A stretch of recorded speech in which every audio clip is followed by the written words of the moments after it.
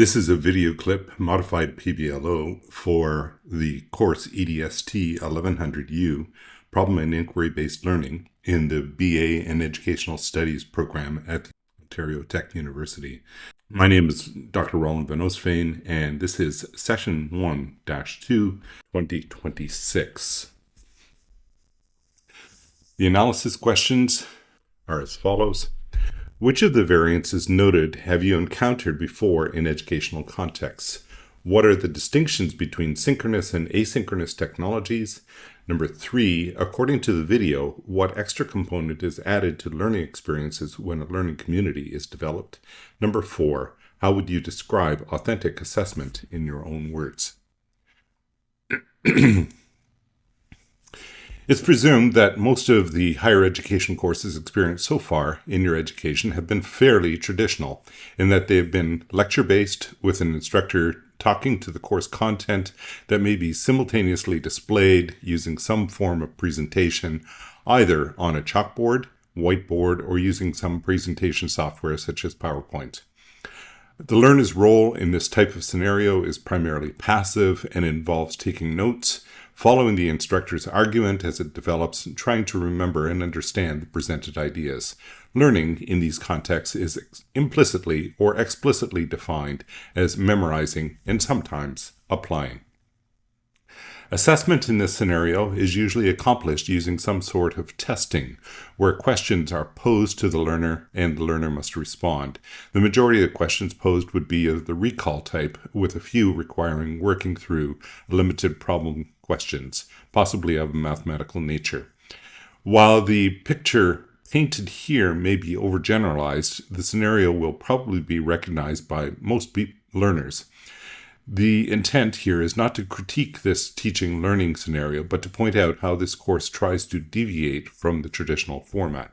As indicated in the course outline and the previous video clip, each class section in this course will consist of 3 integrated components. First of those integrated components is a series of video clips which will constitute the information part of the course. These video clips will be placed in public, i.e. YouTube locations, which makes them accessible to a wider audience than just those registered in the course. The intent of the video clip presentation is to present a situation or a context within which a problem or problems can be recognized by you, the learner, and to instigate discussion through the use of posed analysis and synthesis questions, rather than to present a series of ideas that are to be understood and remembered for testing on an exam at a later date. Secondly, or the second type of integrated component is synchronous group tutorial activities, which are offered in order to provide a structured discussion about the situations or context presented in the video clips. Each tutorial session will be attended by the instructor or facilitator, and if needed, a teaching assistant. The role of the instructor and TA is to facilitate the discussion and activities, not to provide information on what to do or directions to follow. The discussion will be structured around the analysis and synthesis questions posed in the video clips, but these are really intended to start the discussion rather than to limit it. By sharing ideas and insights on the discussion topics, you'll be exposed to others' perspectives and points of view that will inform the development of new understandings in presented situations, contexts, and the problems that have been recognized. Ideas will be proposed that can lead to the creation of problem solutions that will be taken further in the last integrated component. And then the third integrated component then is online small group activities, or teams, which will provide additional opportunities to talk with others about the problems identified in the video clips and initially discussed in the tutorial sessions.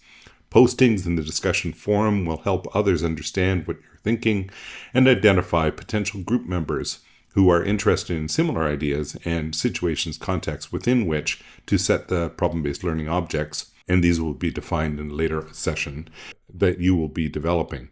The majority of the work on the assignments, readings, and PBLO development will occur in these outside of tutorial online sessions. We'll be using a number of different technologies.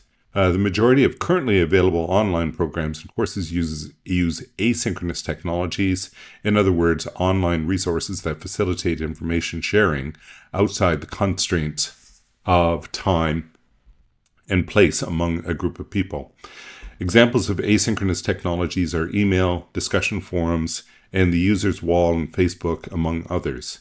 Each of these technologies allows a user to post information on a network site so that at a later time, and that's the important piece, the information can be accessed by other users at other locations and responses can be made.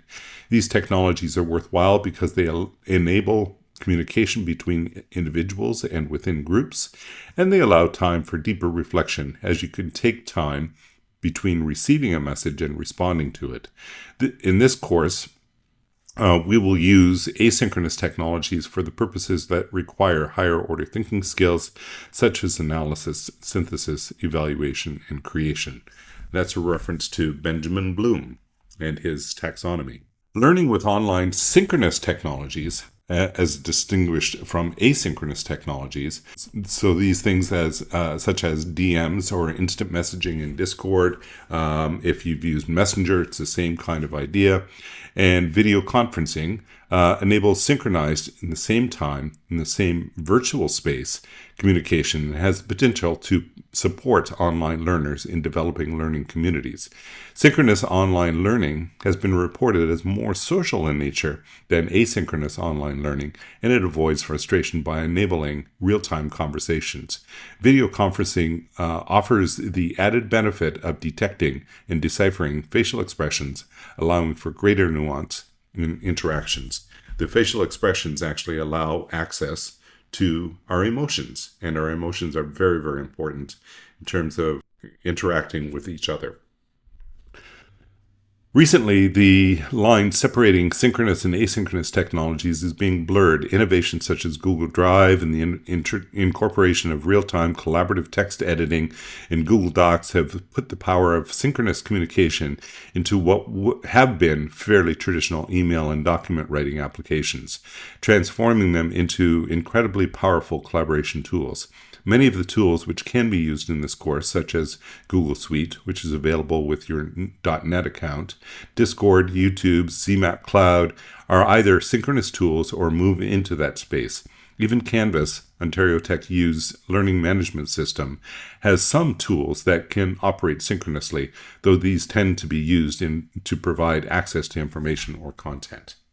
One of the intents of problem-based learning, which is the major orientation within this course, as can be seen in future video clips, is to support the development of learner intellectual independence. This is similar to what is experienced when learning to ride a bicycle. See the embedded clip.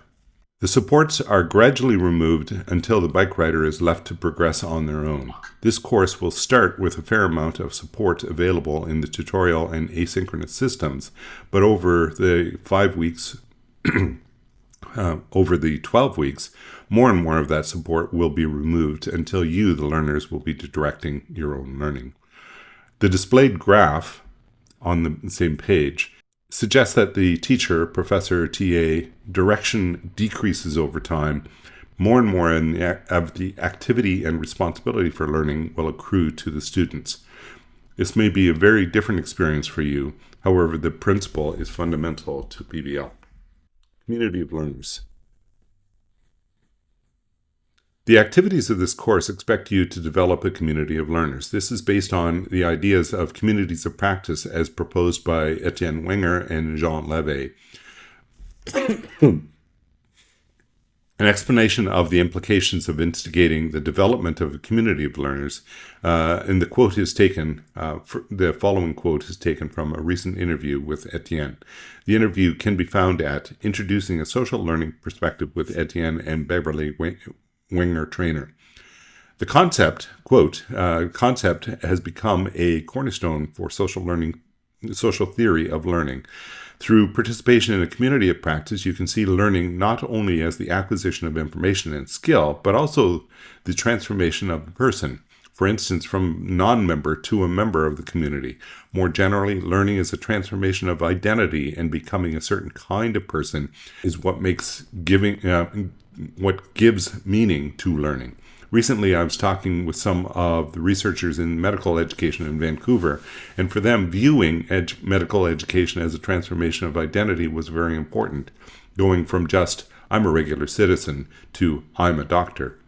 But they were saying that traditional medical attention is very focused on information and skills, and there's very little talk about how the students are being transformed into a person who is going to be able to give care to others. Having a theory to talk about that was very useful." Unquote.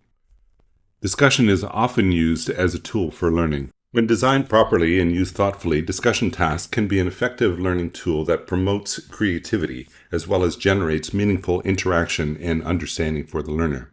Well-designed discussion tasks lead to a progressive knowledge-seeking inquiry, which is a reference to Scardamelia and Bereiter, 1994, or expansive learning, Engstrom, 1999, where learners are actively synthesizing new information with prior knowledge and experiences in the process of creating not only new knowledge, but also new understandings of the learning process.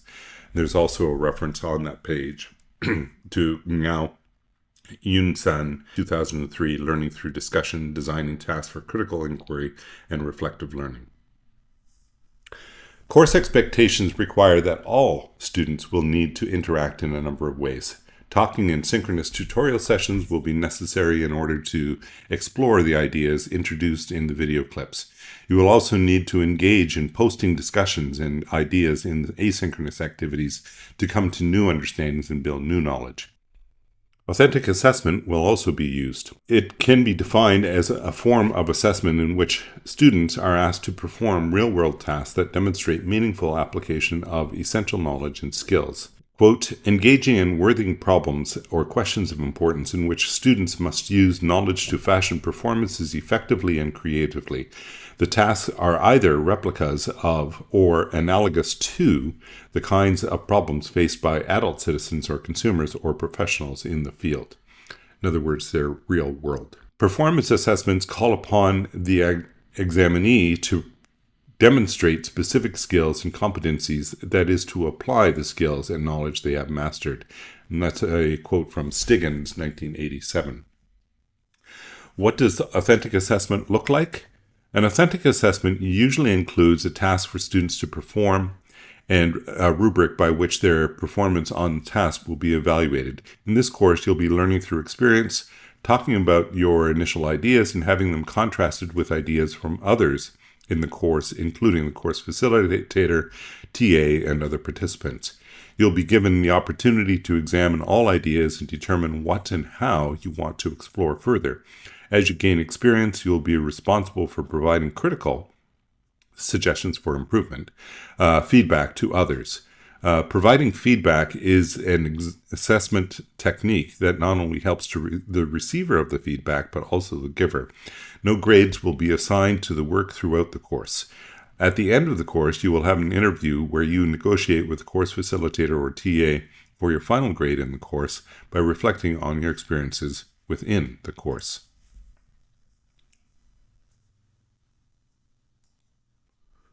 And finally, the synthesis questions.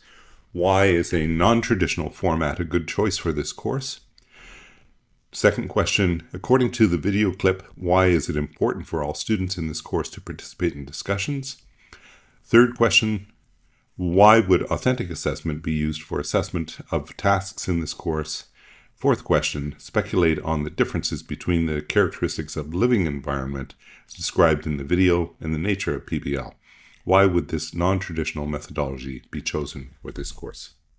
That brings us to the end of this particular session, this video clip.